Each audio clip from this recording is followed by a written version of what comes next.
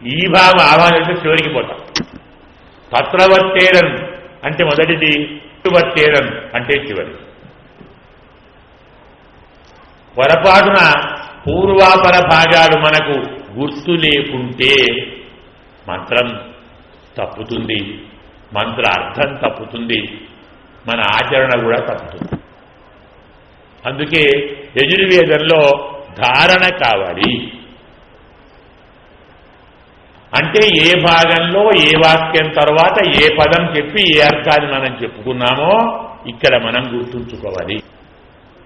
భారతంలో భీష్మ, ద్రోణ, కర్ణ, శల్య, సౌప్తిక, స్త్రీ ఈ 6 పర్వములు యజుర్వేదం యొక్క సారాన్ని చెప్పేవి.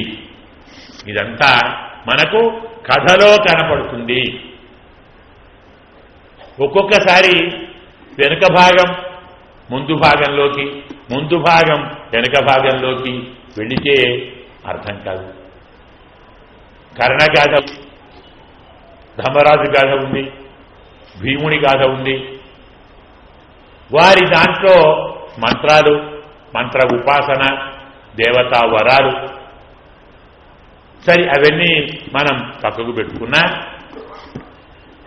ఈ 6 పర్వాలలో ప్రధానమైన పర్వ భీష్మ పర్వం. ఇందులో మనందరం రోజు చదువుకునేటువంటి ఏముందందు భగవద్గీత. ఓ 700 శ్లోకాలు ఉన్నాయి. ఈ 700 శ్లోకాలను జాగ్రత్తగా పరిశీలిస్తే మయైవేతాన్ నిహతాన్ పూర్వమేవ నిమిత్తమాత్రం భవ సవ్యసాచిన్ అంటాడు స్వామి కృష్ణుడు. వీరందరినీ నేనే చంపానురా, నేను చంపి నీ ముందర పెట్టాను, నువ్వలా కొట్టు, ఆ పేరు నీకు వస్తుంది. నీవి కేవలం నిమిత్తము కా, చంపిన వాడిని నేనే, పేరు నువ్వు తెచ్చుకో. భీష్మంచ, ద్రోణంచ, జయద్రథంచ, కర్ణం తథా జ్ఞానపి యోధముఖ్య. ఒక్కొక్కరి పేర్లు చెప్పి ఒక వరుస చెప్పి వీరందరినీ నేనే చంపాను, నువ్వు బాణంతో కొట్టు, సరిపోతారు. చనిపోలేదా? బతికే ఉన్నారా? బ్రతికున్న వారిని చంపాలా, చనిపోయిన వారిని చంపాలా? మయా హతాన్ త్వం జహి పదానికి అర్థం తెలుసుకుంటే నేను చంపిన వారిని నువ్వు చంపు. ఇదేంటండి? ఎవరైనా లోకంలో చంపిన వారిని చంపుతారా? బ్రతికిన వారిని చంపుతారా? మనం కాదు. కొంచెం జాగ్రత్తగా లోతుగా పరిశీలించి వెళితే మయా హతాన్ త్వం జహి, మయా అహతాన్ త్వం జహి. సంధి. నేను చంపకుండా ఉన్నవారిని నువ్వు చంపు. చంపకుండా ఉన్నవారిని అంటే ఏంటి అర్థం? ఇంచుమించు అంత పని చేశాను, నిర్వీర్యులను చేశాను. నీ ముందర వారి శ్రీ పరాక్రమం, బలం, వీర్యం, తేజస్సు ఇవేమీ పనిచేయవు. అవన్నీ నేను లాక్కున్నాను. నిలబడ్డారు, కొట్టేసేది. పద విభాగంతో, వర్ణ విభాగంతో, అక్షర విభాగంతో, కథా సంవిధానంతో మనకు పూర్వాపర సందర్భాలు అర్థమవుతాయి. అందుకే తరువాతి 6 భాగాలను మనం యజుర్వేదం, 6 పర్వాలను యజుర్వేదం అంటాం. ఇక మరి కాస్త ముందరికి పోతే తక్కిన శాంతి సప్తకము అంటాం. అంటే మనం చెప్పుకున్నాం శాంతి పర్వమని, అనుశాసనమని, అశ్వమేధము, ఆశ్రమవాసము, మౌసలము, మహాప్రస్థానము, స్వర్గారోహణం అనేటువంటి ఈ శాంతి సప్తకములో ఎన్ని కథలున్నాయో అడుగడుగునా కథలే. శాంతి అనుశాసనాల్లోనే ఇంచుమించు ఒక 6,000 కథలున్నాయి. 6,000 చిన్న చిన్న పాత్రలు, పెద్ద పెద్ద పాత్రలు, తత్వాన్ని చెప్పేవి, సత్యాన్ని చెప్పేవి, ధర్మాన్ని చెప్పేవి, స్వరూపాన్ని చెప్పేవి, ఇన్ని రకాలుగా చెప్పి ఇవన్నీ చివరికి వచ్చేది ఉపదేశ రూపంలో పోతాయి. శాంతి పర్వాన్ని చదివినవాడు, అనుశాసనాన్ని విన్నవాడు మళ్లీ సంసారంలో పుట్టడు. నచ పునరావర్తతే అన్నట్టుగా జనని జన్మ క్లేశాన్ని పొందడు. అంటే మళ్లీ వాడు పుట్టడు అంటే ఏమర్థం? మోక్షాన్ని పొందుతాడు. సామవేదములోనే పరమాత్మ దగ్గరికి వెళ్ళి ఆత్మతో కలిసి ఏతత్ సామగాయం నాస్తేని మోక్ష సామ్రాజ్య ఆనందాన్ని అనుభవించే స్థితి అక్కడే ఉంది. కాబట్టి చివరి 7 భాగాలు సామవేదము.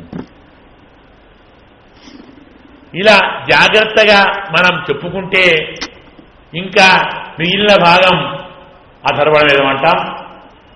ఈ అథర్వణ వేదం ఎన్నో రకముల అభిచారములు, మరో రకముల హోమములు, ఎక్కువగా మంత్ర శాస్త్ర ప్రయుక్తమైనటువంటి విధానం అంతా అందులో ఉంది. సర్పయాగం అయితేనేమి, గారుడ యాగం, వారుణ యాగం, మహాయాగం, ఇలాంటివన్నీ చాలా ఉన్నాయి భారతంలో. అంటే సంక్షేమంగా చెప్పుకొస్తున్నా. ఈ రీతిలో జాగ్రత్తగా మొత్తం మనం గమనిస్తే మహాభారతం 4 వేదముల సారంగా మనం దీన్ని చెప్పుకుందాం. ఇందులో నిజంగా ఇదంతా ఉందా? కేవలం మనం మాత్రమే దీన్ని ఊహించుకొని అనుసంధానం చేస్తున్నామా అనే ప్రశ్న వస్తే ఒక్కసారి మనం అందులోకి వెళదాం. సూత మహర్షి భారతాన్ని శౌనకాదులకు చెప్పటానికి ప్రయత్నించినప్పుడు ప్రారంభంలో ఆ మహానుభావుడు మనకు కొన్ని సత్యాలను, తాను సాక్షాత్కరించుకున్న కొన్ని విషయాలను చెప్పాడు. అంటే ఇష్టదేవత ప్రార్థన చేసి విధానం కదా. మాంగళ్యం మంగళం విష్ణుం వరేణ్యం అనఘం శుచిం నమస్కృత్య హృషీకేశం చరాచర గురుం హరిం. ఇది ఇష్టదేవత ప్రార్థన. పరమాత్మను స్తోత్రం చేసి మహర్షే పూజితస్యేహ సర్వలోకై మహాత్మనః ప్రవక్ష్యామతం పుణ్యం వ్యాసస్య అద్భుత కర్మణః. నేను వ్యాస భగవానుని కృతిని మీకు చెప్తాను. ఎలాంటి వాడు వ్యాసుడు అంటే మహర్షి. అంతేకాదు అన్ని లోకముల చేత పూజించబడేటువంటి మహానుభావుడు, అద్భుత కర్మ అయిన వ్యాసుని మతాన్ని చెప్తాను. ఇప్పుడు నేను కొత్తగా చెప్పేదేం లేదు. వ్యాసుడు చెప్పినటువంటి భారతం, వ్యాసుడి యొక్క కృతి ఆచక్షు కవయ కేచిత్. ఇదివరకే ఈ భారతాన్ని చాలామంది కవులు తమ కృతి రూపంగా అందించారు. సంప్రతి ఆచక్షతే పరే. ఇప్పుడు మరికొందరు చెప్తున్నారు. ఆఖ్యాస్యంతి దైవాన్యే ఇతిహాసమిమం. ఈ ఇతిహాసాన్ని ముందు ముందు మరికొందరు చెప్తారు. అంటే ఇది త్రికాల సత్యం. వ్యాస భగవానుడు చెప్పినటువంటిది కొత్తగా పుట్టింది కాదు, ఇప్పుడే ఎత్తి కాదు. అందులో ఉండేటువంటి సత్యధర్మ విచారం అందులోని కథా వస్తువు ఎంత గొప్పదంటే ఎందరో చెప్పారు, ఎందరో చెబుతున్నారు, మరెందరో చెప్పబోతున్నారు. ఎందుకంటే ఇదంతు త్రిషు లోకేషు మహత్ జ్ఞానం ప్రతిష్ఠితం. ఈ వాక్యాలు మనం జాగ్రత్తగా గుర్తుంచుకో. అందుకే మనకు చెప్తున్నాను, ఇదంతు త్రిలోకేషు మహజ్ఞానం ప్రతిష్ఠితం. ఈ భారతం 3 లోకాలలో గొప్ప జ్ఞానముగా ఇది ప్రతిష్ఠించబడింది. విస్తరైశ్చ సమాసైశ్చ. అఖిల వేదార్థమును కొన్ని చోట్ల వివరించి చెప్పారు, కొన్ని చోట్ల సంగ్రహించి చెప్పారు. ఎందరో మహర్షులు దీన్ని చెప్పారు. అలంకృతం శుభైశబ్దై, మాంగళ్యాన్ని మంగళాన్ని కలిగించేటువంటి మంచి శబ్దాలతో దీన్ని వివరించారు. ఇందులో దేవతల ఆచారము ఉంది, మానవుల ఆచారం ఉంది. మానవులలో క్షత్రియులు, బ్రాహ్మణులు, ఋషులు, మునులు, వారి అందరి ఆచారాలు, వ్యవహారాలు ఇందులో కూర్చబడ్డాయి. ఛందో వృత్తైశ్చ వివిధై అన్వితం విదుషాం. ఎన్ని ఛందస్సు, ఎన్ని ధర్మాలున్నాయి, ఎంతమంది మహాపండితుల యొక్క సిద్ధాంతాలు వివరించబడ్డాయో అవన్నీ చెబుతాను. సూత మహర్షి యొక్క ఈ మాటతో మనకేమర్థమైంది? ఎప్పుడో పుట్టినది, ఏ ఒక్కరో చెప్పినది, ఏ కొద్ది కాలమో ఉండిపోయేది భారతం కాదు. త్రికాల సత్యం, త్రికాల హితం, సర్వకాల హితం, సర్వజన ఆమోదితం, అందరూ ఆరాధించేది. సూత మహర్షి భావంలోనే, మాటలలోనే ఈ మాట ఉంటే సాక్షాత్తు మరి కాస్త మనం ముందరికి వెళదాం. వ్యాస భగవానుడు మహాభారతాన్ని రచించాలని తన యోగ మార్గంలో ఈ స్వామి ఉన్నప్పుడు తాను యోగంలో దేన్ని దేన్ని సాక్షాత్కరించుడో అవన్నీ స్వయంగా వ్యాస భగవానుడే చెప్పాడు. నేను భారతంలో వేటిని వేటిని చూచానో అవన్నీ మీకు చెప్తాను. ఒక్కసారి మనం ఈ క్రమం, ఈ లిస్టును మనం చూస్తే భారతం ఎందుకు వేదమో అర్థమవుతుంది. మనం మొదలు చెప్తున్నాం, భారత గాథలతో పాటు భారతం ఎందుకు వేదమో, ఎలా వేదం అంటే ఏమిటో, ఆ వేద లక్షణాలు ఎలా భారతంలో ఉన్నాయో ఇవన్నీ మనం చెప్పుకుందాం అనుకున్నాం. అంటే మనం ఈ ప్రక్రియలో భారతం యొక్క మహత్వాన్ని, వైశిష్ట్యాన్ని, ప్రత్యేకతను తెలుసుకోగలిగితే విన్నవారు కాస్త ప్రేమ పుడుతుంది భారతం మీద. అయ్యో వినాలి, చదవాలి, మళ్ళీ చదవాలి, ఇంకా వినాలి, ఇంకా వినాలి, రుచి పుడిచే చాలు వదిలిపెట్టలేం. అందుకే ఆ ప్రయత్నం చేస్తున్నాం. వ్యాస భగవానుడు తన తపస్సుతో, తన యోగంతో దేన్ని దేన్ని సాక్షాత్కరించుకున్నాడో అదంతా స్వయంగా ఆయనే చెప్పాడు. భూతస్థానాని సర్వాణి రహస్యం త్రివిధం మతం. సకల భూతస్థానములు అంటే అన్ని ప్రాణులు,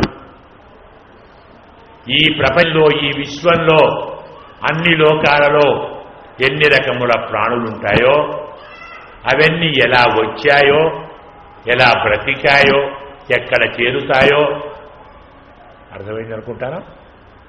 భూతస్థానాన్ని సర్వాడన్న ఒక్క మాటతో మనకు వ్యాసుడు వేద మంత్రాన్ని గుర్తు చేశాడు. యతోవా ఇమాని భూతాని జాయంతే ఏన జాతాని జీవంతి యత్ ప్రయంతి సంవిశంతి తత్ బ్రహ్మ. పరమాత్మ అంటే ఏమిటి అంటే సకల చరాచర జగత్తు ఎక్కడి నుంచి పుడుతుందో, యతోవ ఇమాని భూతాని జాయంతే ఏన జాతాని జీవంతి పుట్టినవి ఎవరితో బ్రతుకుతున్నాయో యత్ ప్రయంతి చివరికి ఎవరిలో లీనమవుతున్నాయో బ్రహ్మ భూతస్థానాని సర్వాణి అన్న మాటతో సకల భూత అధివాసము సకల జగత్ కారణము సకల జగత్ రక్షకము సకల జగత్ సంహారకము పరమాత్మ. ఈ పరమాత్మ స్వరూపాన్ని నేను సాక్షాత్కరించుకున్నాను. ఒక్క మాటతో కాస్త వ్యాసుడు సూటిగా చెప్పడు, మన బుద్ధాగా పని పెడతాడు. జాగ్రత్తగా ఆలోచిస్తేనే వ్యాసవాక్యం అర్థమవుతుంది. మనకు ముందర వస్తుంది, ఆ భాగంలో చెప్పుకున్నాం. భూతస్థానాని సర్వాణి రహస్యం త్రివిధం. మహాభారతంలో 3 విధముల రహస్యాలను సాక్షాత్కరించుకున్నాను. వేదాః సయోగాః విజ్ఞానం ధర్మః అర్థః కామ ఏవ చ. వేదాన్ని సాక్షాత్కరించుకున్నాను, యోగమును సాక్షాత్కరించుకున్నాను, విజ్ఞానాన్ని సాక్షాత్కరించుకున్నాను, ధర్మ అర్థ కామాలను సాక్షాత్కరించుకున్నాను. లోకయాత్రా విధానంచ. ఈ లోకము ఎలా బ్రతుకుతూ ఉన్నదో, ఎలా బ్రతుకు చాలిస్తూ ఉన్నదో, ఎలా వ్యవహరిస్తూ ఉన్నదో అదంతా సర్వం దృష్టవాన్. ఇదంతా చూచాను. ఎలా? యోగ బలేన, తపస్సుతో యోగంతో ఇదంతా నేను చూచాను. స్వయంగా వ్యాసుడు చెప్పాడు. మనం దీనికి కొంచెం విపులంగా వ్యాఖ్యానం చెప్పుకుంటే భారతం అంటే ఏమిటో తెలుస్తుంది. ఒక మాట చెప్పుకున్నాం, భూతస్థానాని సర్వాణి అనే పరమాత్మ. సకల చరాచర ప్రపంచం ఎక్కడి నుంచి వచ్చినదో, ఎవరితో బతుకుతున్నదో, ఎవరిలో కలుస్తూ ఉన్నదో అలాంటి సకల భూత ఆవాసాన్ని చూచాను. అంటే పరమాత్మను సాక్షాత్కరించుకున్నాను. తరువాతి మాట రహస్యం త్రివిధం. 3 రహస్యాలు ఏంటివి? ధర్మ రహస్యం, అర్ధ రహస్యం, కామ రహస్యం. అదేంటండి? ధర్మంలోని రహస్యం ఏమిటి? మనకు తెలిసిన విషయానికి భారతంలోని కొన్ని కథలకు మన దృష్టిలో పొంతన కనపడదు. అంటే పొందిక. మీకు ఉదాహరణ కావాలి అంటే, ఒక మహానుభావుడు ఉన్నాడు, శిశుపాలుడు అనేవాడు. తెలుసు అనుకుంటాను, మనందరికీ బాగా తెలుసు.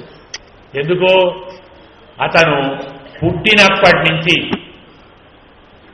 కృష్ణ పరమాత్మను నిందించని క్షణం లేదు. చివరి ధర్మరాజు స్విత్రో నజాత జిహ్వాయాం అన్నాడు.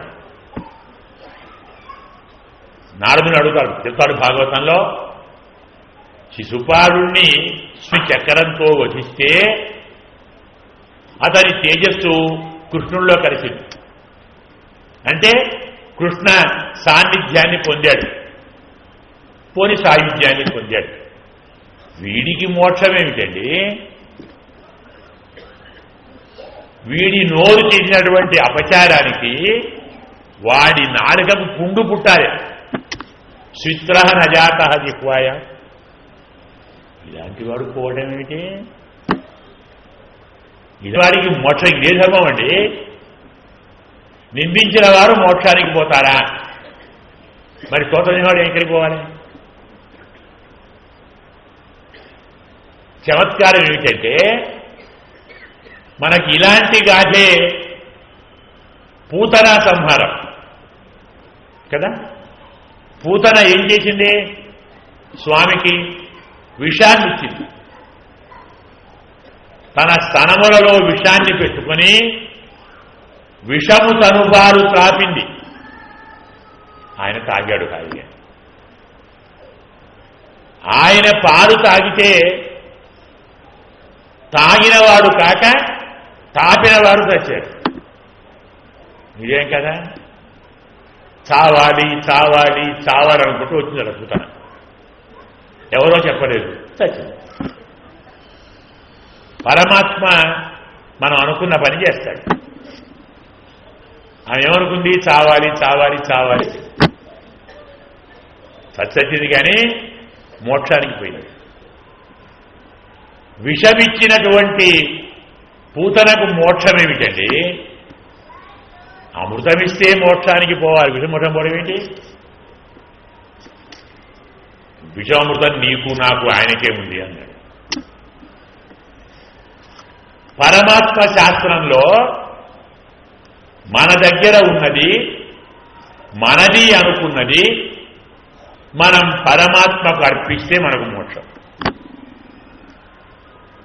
యత్కరోషి యదశ్నాసి యజ్జుహోషి దదాసి యత్ తత్కృష్మదర్పణం. నువ్వేది తింటావో, ఏది చేస్తావో, అలాగే ఏ హోమం చేస్తావో అది నాకివ్వు. అంటే మనది అనుకున్నది, మనకు అనుకున్నది, మన కోసం అనుకున్నది, మనం అనుభవిస్తామనుకున్నది, మన సొత్తుగా భావించేదాన్ని పరమాత్మ కడితే మోక్షం ఖాయం. అది విషమా అమృతమా మనకెందుకు? మనకు విషమండి, ఆయనకన్నీ అమృతాలు కదా. ఎందుకు? ఆయనే అమృతం కదా. అమృతస్య యోని.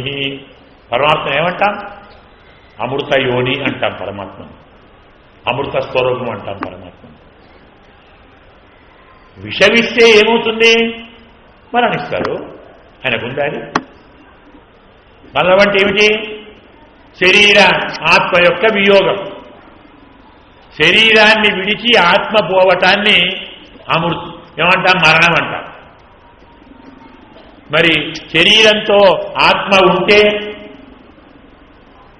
వస్తే పుట్టుక అంటాం. ఈ భాగాన్ని బాగా చెప్పాలంటే భాగవతంలో మనకు చక్కని కథ ఉంది. గాథ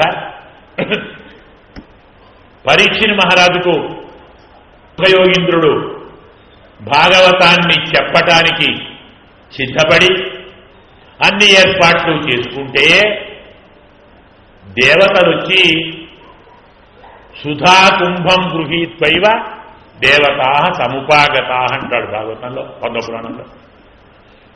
సుధా కుంభాన్ని అంటే అమృత భాండాన్ని తీసుకొని దేవతలు వచ్చారు. అయ్యా సుఖయోగీంద్ర, ఈ అమృతం తీసుకోండి, పరిస్థితికి ఇవ్వండి, అతను మరణించడు, భయం పోతుంది అతనికి. ఆ భాగవతం మాకివ్వండి. అమృతం మీరు తీసుకొని భాగవతం మాకివ్వండి.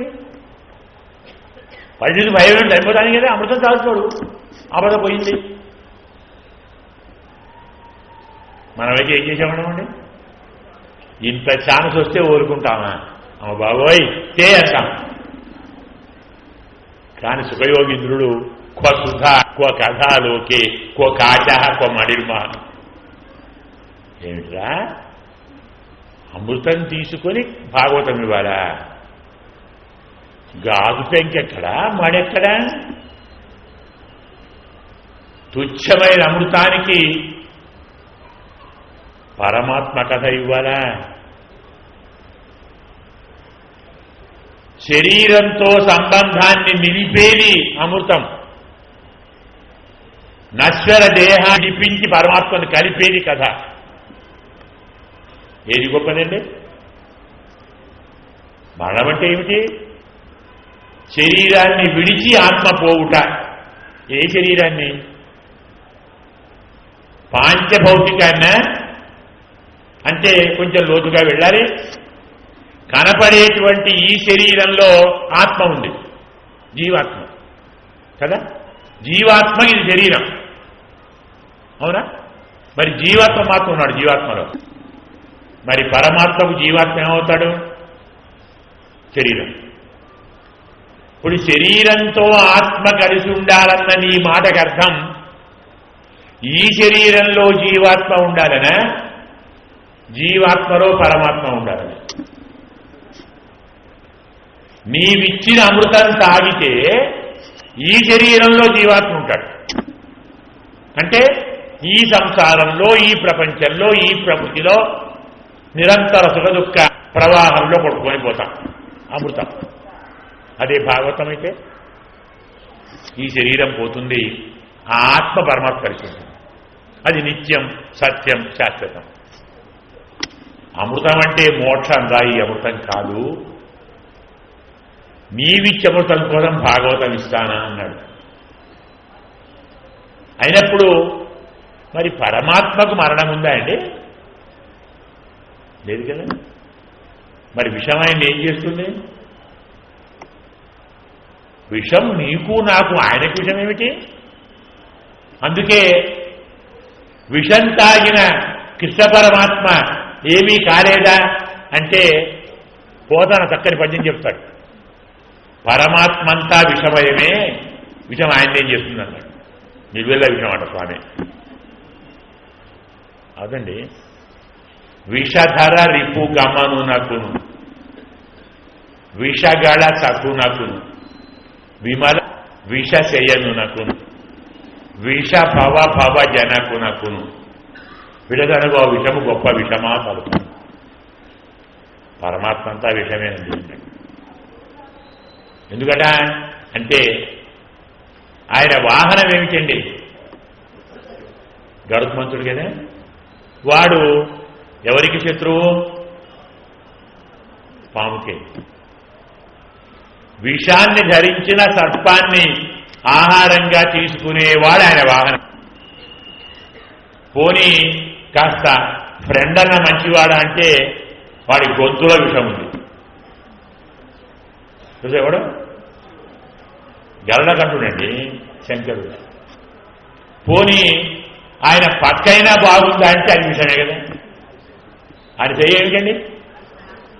పాము విషం కదా. ఆయన పడక విషమే, ఆయన ఫ్రెండు విషమే, ఆయన వాహనం విషమే, ఆయన కొడుకు విషమే. భవ భవ జనకు నాకు విషమంటే జలం కూడా. అందులో పుట్టింది పద్మం, అందులో పుట్టినవాడు బ్రహ్మ, వానికి తండ్రి. కొడుకు విషమే, ఫ్రెండు విషమే, వాహనం విషమే, పక్క విషమే. ఇన్ని విషాలున్న స్వామికి ఈ సనుగో విషం గొప్ప విషమా అన్నాడు చమత్కారంగా. అంటే విషమిచ్చినటువంటి పూతన కూడా మోక్షం ఇచ్చాడు. అడిగాడు, విషమిచ్చిన పూతనకే మోక్షమిస్తే పాలిచ్చి పెంచిన యశోదమ్మకేమిస్తావు అంటే మోక్షమే ఇస్తాను. అన్యాయం కదా. అంటే నా దగ్గర ఒక్కటే ఉంది, వేరే ఏం లేవు, నీ దగ్గర చాలా ఉన్నాయి, మీరు చాలా ఇస్తారు, నేనేమీ లేనివాడిని, ఒక్కటే ఉన్నవాడిని, అదొక్కటి మీకు ఇస్తాను. చమత్కారం. అలాగే విషమిచ్చిన పూతనకు మోక్షమిచ్చాడు, నిలువెల్లా తిట్టినటువంటి శిశుపాలునికి మోక్షం ఇచ్చాడు. ఇదే ధర్మం అండి. నిందించినటువంటి వానికి మోక్షం ఇస్తావా? అయ్యా, నింద అంటే ఏమిటండి కొంచెం చెప్తారా? శిశుపాలుడు ఏం చేశాడు? నిందించి ఏమన్నాడు? కృష్ణుడికి బుద్ధి లేదు, కృష్ణుడికి జ్ఞానం లేదు, కృష్ణుడు అధర్మాత్ముడు, కృష్ణుడు అసత్యం చేస్తాడు, కృష్ణుడు మోసం చేస్తాడు, కృష్ణుడు ద్రోహం చేస్తాడు, కృష్ణుడు వంచకుడు. ఏం చేస్తున్నాడు? కృష్ణ కృష్ణ కృష్ణ కృష్ణ. మనం భక్తులుగా చెప్పుకునే మనం అన్నిసార్లు కృష్ణుడిని చదవం. మరి ఇంకోడున్నాడు కంసుడు. ఆ ఒక్కరోజు, ఆ ఒక్క రాత్రి కృష్ణపరరాములు అక్రూరునితో కలిసి మధురా నగరానికి సాయంకాల సమయంలో వచ్చారు. అక్రూరుడు, అయ్యా మా ఇంటికి రండి అన్నాడు. ఇప్పుడు నేను మీ ఇంటికి వస్తే కంసుడు నిన్ను కూడా నా పార్టీ వాడు అనుకుంటాడు, నిన్ను చంపేస్తాడురా, తర్వాత వస్తానులే, పోయి వానికి చెప్పు, కంసుడికి మామకు చెప్పు, మేమిద్దరం వచ్చాము, నగరానికి వచ్చాము, రేపు పొద్దున వస్తామని చెప్పు, మర్చిపోకు, చెప్పి వెళ్ళు, కంసుడికి చెప్పి వెళ్ళు అన్నాడు స్వామి. వాడు వెళ్ళి అయ్యా తీసుకొచ్చారండి, వారిద్దరు వచ్చారు, నగరం ఉద్యానవనంలో ఉన్నారు, రేపు పొద్దున వచ్చి కలుస్తా చెప్పమన్నారు. వెళ్ళిపోయారు. ఆ రాత్రి కంసునికి కాలరాత్రి. పాలు తాగబోతే కృష్ణుడు, అన్నం తినబోతే కృష్ణుడు, వస్త్రం కట్టుకోబోతే కృష్ణుడు, పడుకోబోతే కృష్ణుడు, అద్దంలో చూస్తే కృష్ణుడు, కళ్ళు మూస్తే కృష్ణుడు, కళ్ళు తెరిస్తే కృష్ణుడు. ఎక్కడి నుంచి వస్తున్నాడో, ఏమొస్తాడో, ఏం చేస్తాడో, సంసాడు వస్తాడో, సంసాడు వస్తాడు, సంసాడు వస్తాడు, సంసాడు. తెల్లవాళ్ళు కృష్ణాన్ని, కృష్ణ రూపాన్ని, కృష్ణ కృత్యాన్ని, కృష్ణ స్వభావాన్ని తన్మయుడయ్యాడు. మర్నాడు మోక్షం రావాలి కదా. మరి గమనించండి, మనకు భారతంలో చాలామంది బహుశా తెలిసి ఉండరు, చదివి ఉండరు. అనుశాసన పర్వంలో ఒక మహానుభావుడు మార్కండేయ మహర్షి ధనముకు ఒక తత్వాన్ని చెప్పిన విషయాన్ని భీష్ముడు గుర్తు చేస్తాడు. మనం కొంత కలవడం అప్పుడు చెప్పుకోవాలి కదా. మొత్తం తత్వం అంటే ఏమోనండి మాకేం అర్థం కావట్లేదు అంటారు. కొన్ని కథలు కూడా విందాం, అందులో తత్వాలను విందాం. మార్కండేయ మహర్షి చెప్పినటువంటి రహస్యమేమి ఎందుకని చెప్తానంటే ఈ ధర్మ రహస్యమే. భారతంలో ధర్మ రహస్యం వివరించినది. దానికి దృష్టాంతం శిశుపాలవధ, శిశుపాలునికి మోక్షము. బాగా నిందించే శిశుపాలునికి మోక్షము, అలాగే బాగా స్మరించిన కంసుడికి, అపకరించిన కంసుడికి మోక్షము, విషమిచ్చిన పూతనకు మోక్షము. అంటే నీ ఉద్దేశ్యంతో నాకు సంబంధం లేదు, నీ ప్రవర్తనతో నాకు సంబంధం లేదు, నన్ను ధ్యానించావా లేదా. యథాకథంచిత్ తీవ్ర అభినివేశ మోక్షకారణం. ఇది సిద్ధాంతం. ఏదో రీతిలో ఏ భావం మనస్సులో పెట్టుకున్నా పరమాత్మయందు మనస్సు పరిపూర్ణంగా లగ్నం చేసి ఆ స్వామిని ధ్యానించినా, కీర్తించినా, జపించినా, స్మరించినా మోక్షం తప్పదు. స్మరించడానికి కారణమేమిటి? నాకొద్దు కదా. సాంకేత్యం, పారిహాస్యం వా, స్తోభం, హేళనమేవ వైకుంఠనామస్మరణం, సర్వాఘౌఘ నికృంతనం. పరమాత్మ నామాన్ని ఎలా స్మరించినా చాలయ్యా.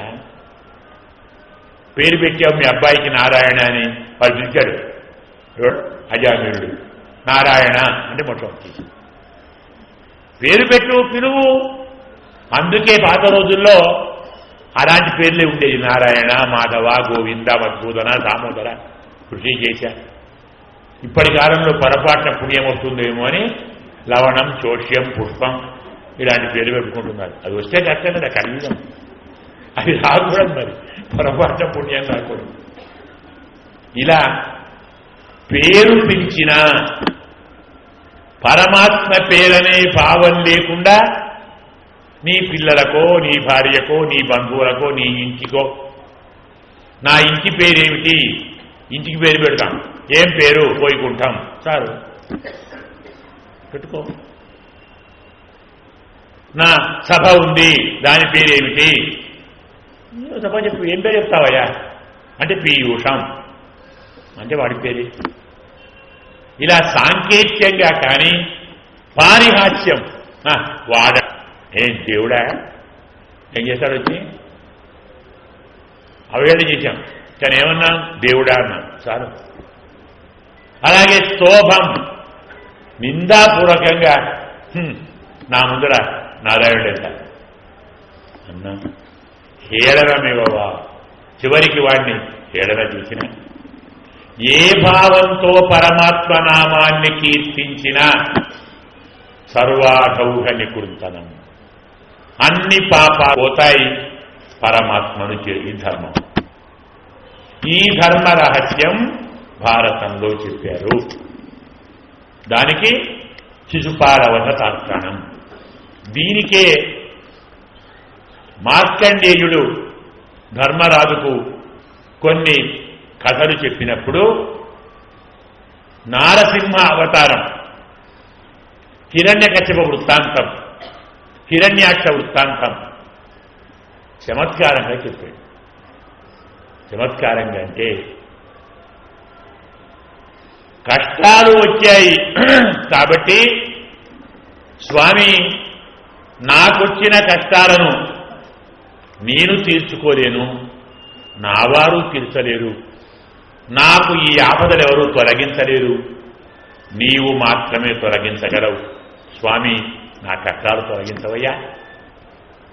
స్వార్థంతో, కోరికతో, లాభాపేక్షతో, ప్రయోజనాపేక్షతో పరమాత్మను స్మరించిన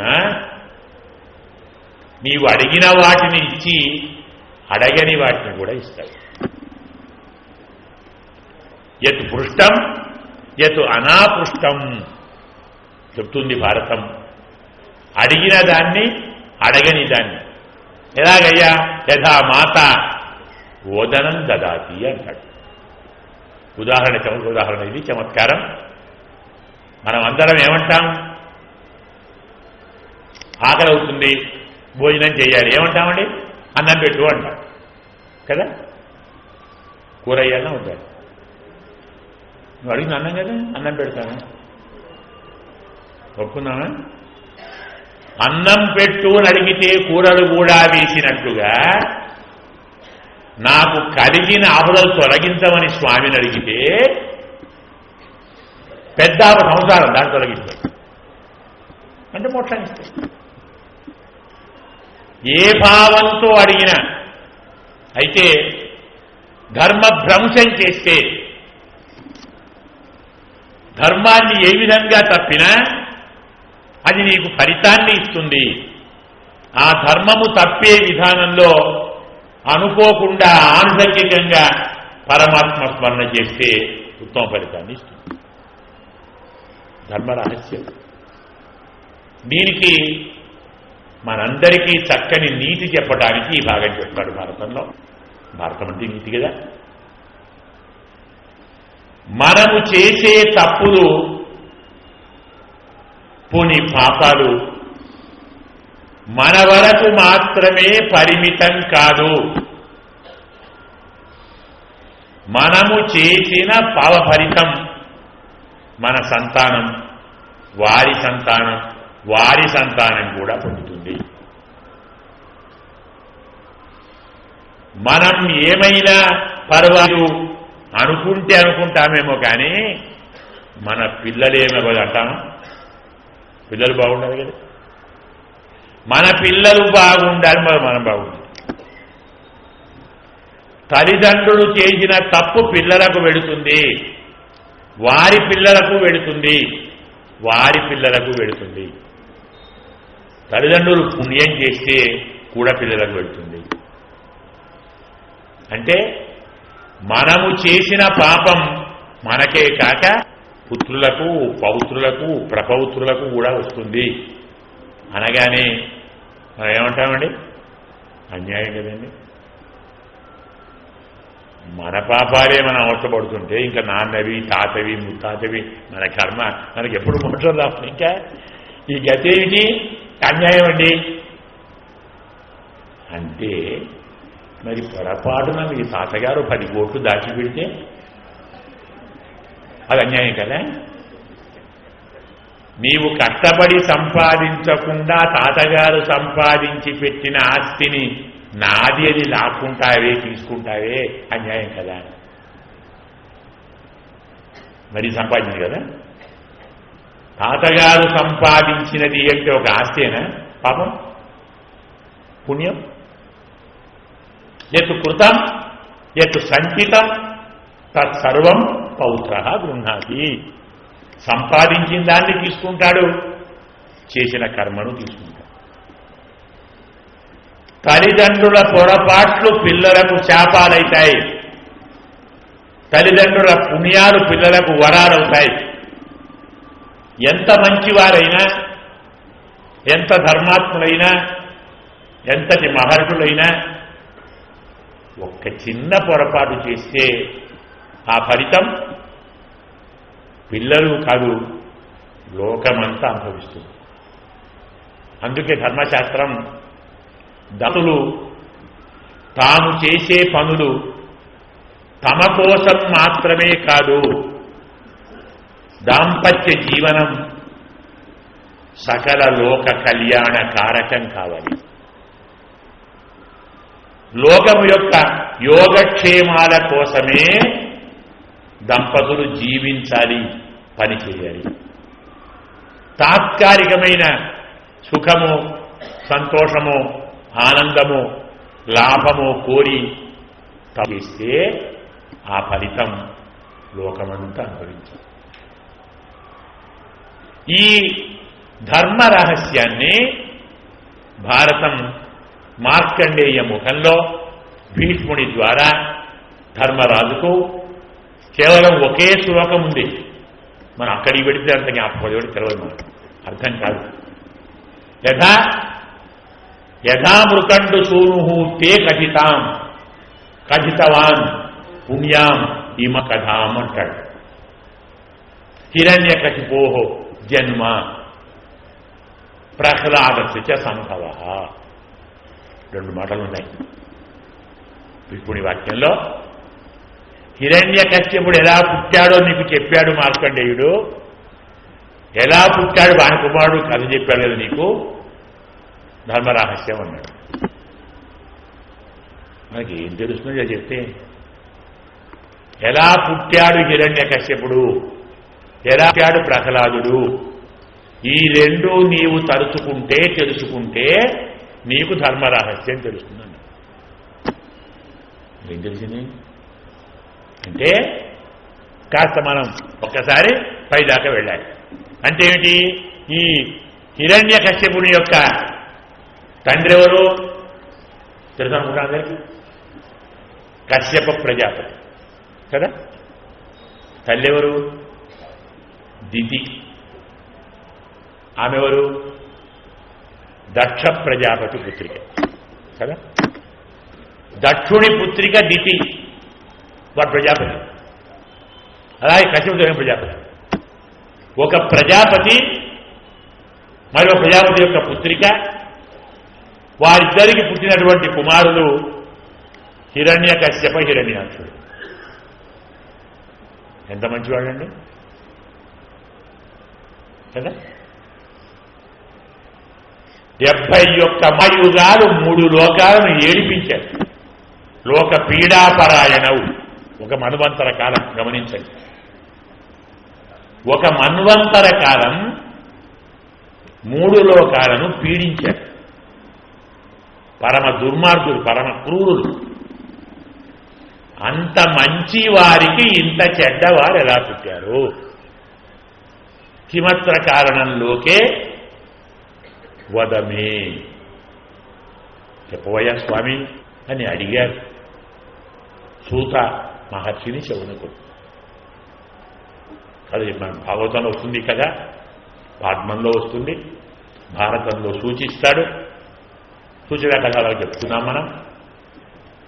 ఎలా అంటే, ఒకనాడు దితి తన సంతానమైన రాక్షసులందరూ, అంటే దైత్యులంట, దేవతలు వదిలించబడుతున్నారు, దేవతలు గెలుస్తున్నారు, వాళ్ళదే ఇప్పుడు రాజ్యం లేదు. ఎప్పుడూ నా పుత్రులు రాజులు కావటం లేదు, నా పుత్రులు రాజు కావాలి, దేవతలు ఓడిపోవాలి, వారికి స్వర్గం లేకుండా కావాలి, నాకు స్వర్గాన్ని పరిపాలించే పుత్రులు కావాలి అని కోరుకుంది మహానుభావుడు. న్యాయం. మరి పుత్రులు కావాలంటే ఏం చేయాలి? వెళ్ళింది భర్త దగ్గరికి వెళ్ళింది. భర్త ఏదో ఆయన ఆశ్రమం ఆయన ఉంటాడు. ద్వితీయ ఆశ్రమం వేరు, కంచిపూడి ఆశ్రమం వేరు.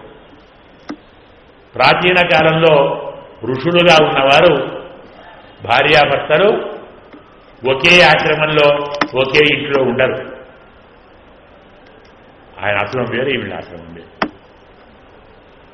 అది కూడా దగ్గరలో కూడా ఉండదు. పాస్మన్ చెప్తుంది 192 యోజనాలలో ఉంది. ఒక యోజనం అంటే 12 కిలోమీటర్లు.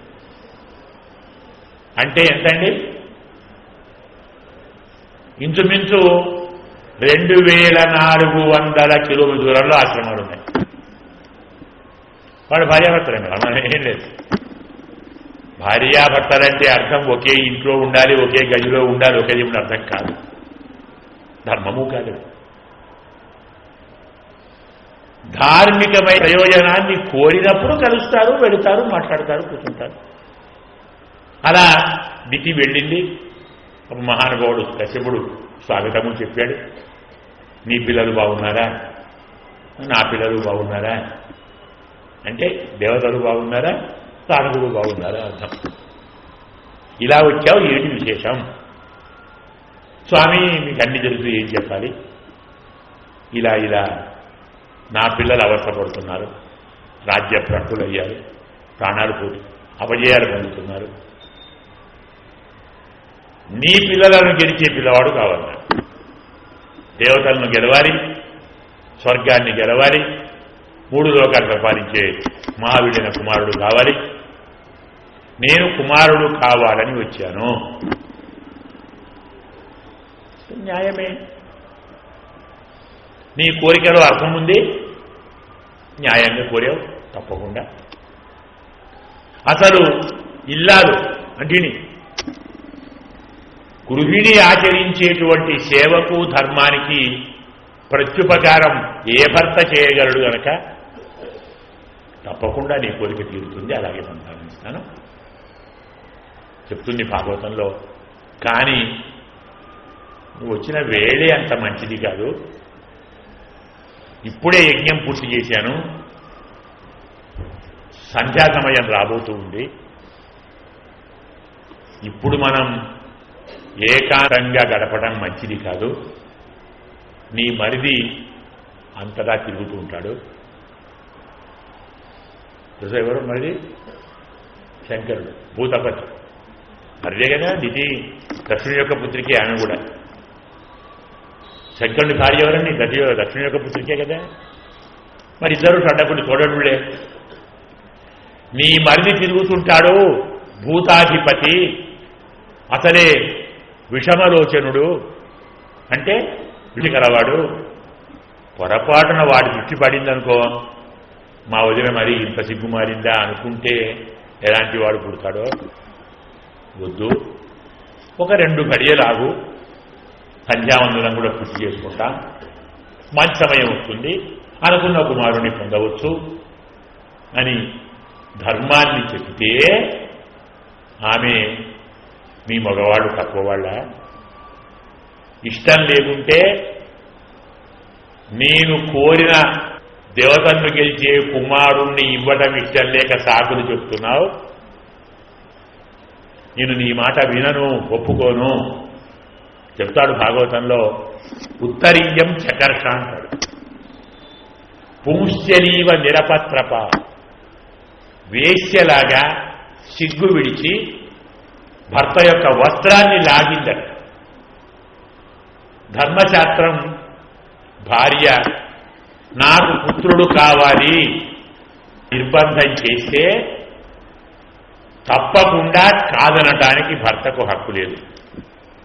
పొరపాటున కాదంటే వాడికి భ్రూణాత్మకం వస్తుంది. ధర్మశాస్త్రం.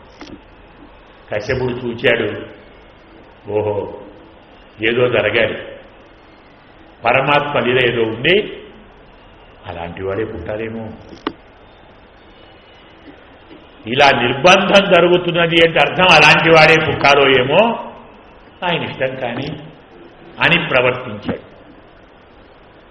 తరువాత ఆమె తప్పు తెలుసుకొని, ఆవేశం తగ్గి తప్పు తెలుసుకొని, పొరపాటు చేశానండి, శంకరుణ్ణి అవమానించాను, మీ మాట కాదన్నాను, ధర్మాన్ని కాదన్నాను, తొందరపడి ప్రవర్తించాను, నా గర్భానికి ఎలాంటి హాని జరగకూడదు,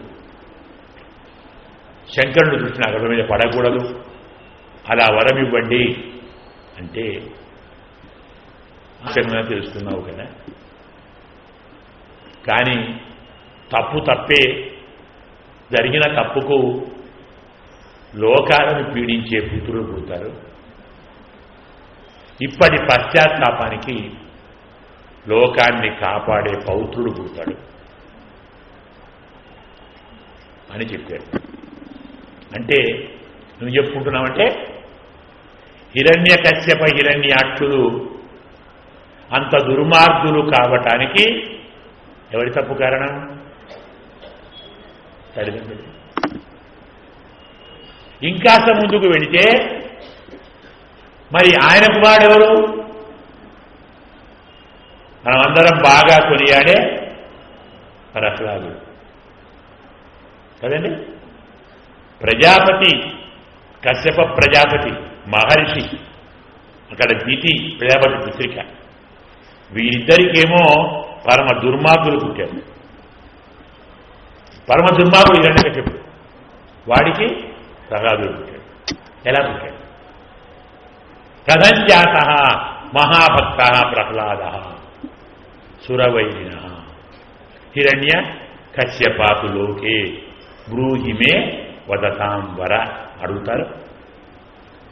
అంత దుర్మార్గుడికి ఇంత మంచివాడు ఎలా పుట్టాడు అంటే, ప్రపంచంలో ఏ వ్యక్తి ఎల్లకాలము దుర్మార్గుడిగానే ఉండడు, ఏ వ్యక్తి మంచివాడిగానే ఉండడు.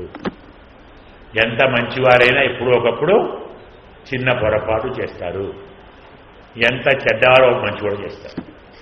ఆ క్షణం చాలు బాగుపడ్డా. హిరణ్యకశ్యపుడు తన తమ్ముడైనటువంటి హిరణ్యాక్షుణ్ణి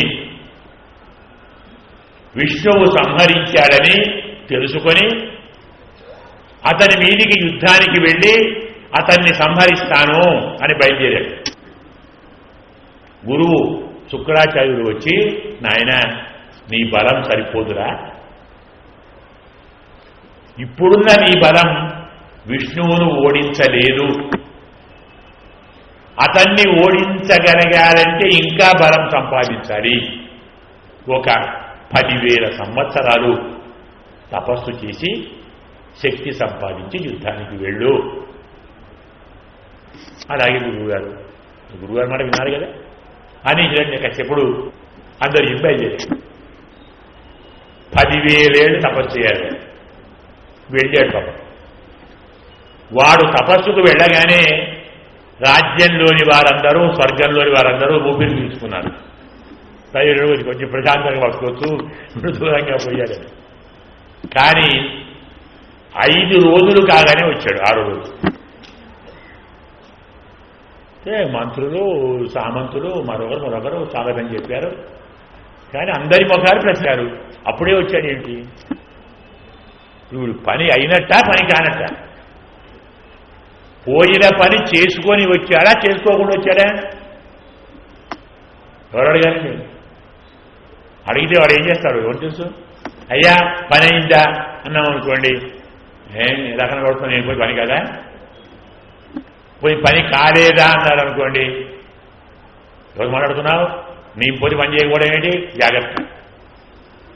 పోయి అప్పుడే వచ్చావా నాకు రావద్దా అంటాడు. ఏం చేద్దాం? సేవాధర్మ పరమ గహన యోగినామపి అగమ్య. ఒక మాట ఉంది, యోగులకు పరమాత్మ కనబడతాడేమో కానీ సేవాధర్మం అర్థం కాదు అంటారు. ఒక రాజుగారి ఏదో ఒక ధనికుడు అనుకోండి, వాడికో సేవకుడు ఉన్నాడు, ఈ యజమాని నడుస్తూ ఉన్నాడు, సేవకుడు నడుస్తున్నాడు. మరి ఎక్కడ ఉన్నవారు సేవకుడు? వెనక వస్తున్నాడు, పెద్దవాడు కదా, వెనక వస్తున్నాడు. ఏరా నీకు నేను దారి చూపాలా? అయ్యా తప్పైందని ముందుకు వచ్చాడు. ఏరా నన్ను మించిపోయావు అప్పుడే? సరే పక్కకు వచ్చాడు. ఓహో నా అంత వాడవయ్యావా, సమానంగా నడుస్తున్నావు. మరి ఏం చేయాలండి? వెనక ఉండాలా, ముందుండాలా, పక్కన ఉండాలా, అసలు రావాలా వద్దా అర్థం కాదు.